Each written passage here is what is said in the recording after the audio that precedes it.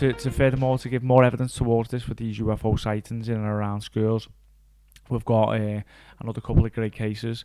One of the other fantastic cases is basically in 1977 in Pembrokeshire in Wales, in the UK itself, right here. Some school children suggested that they seen, or reported that they seen, a disc-shaped object that landed in a field nearby the school play area. They also reported that they seen beings in silver suits, which again, absolute crazy event that's gone on. But some of the teachers thought that they could have been lying, and they told the headmaster. The headmaster separated them into separate rooms, spoke to them individually, and asked them to draw what they saw. And to his surprise and astonishment, all the children basically come up with very consistent stories, very consistent drawings.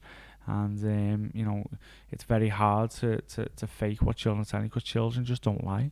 Yeah, they don't lie. Like, well, we'll see. You know, I know I've got 2 kids myself.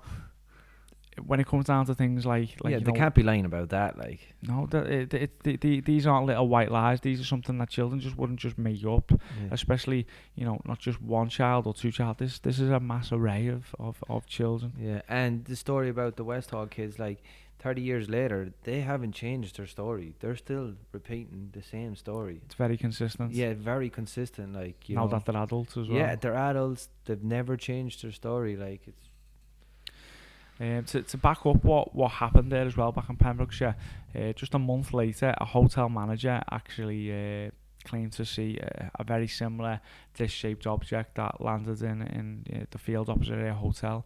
She claims that she again seen beings in and around this object, and it gave off an extreme heat. There was actual physical evidence left from this, just like the Lonnie Zamora case that I spoke about in previous episodes. The grass actually had 2 inches burnt, you know, into it, 2 inches down. That was completely dismissed though, because the local Royal Air Force came out and basically said that it was all just a hoax, and to dismiss it as usual, as they used to back then. yeah, it's always the story.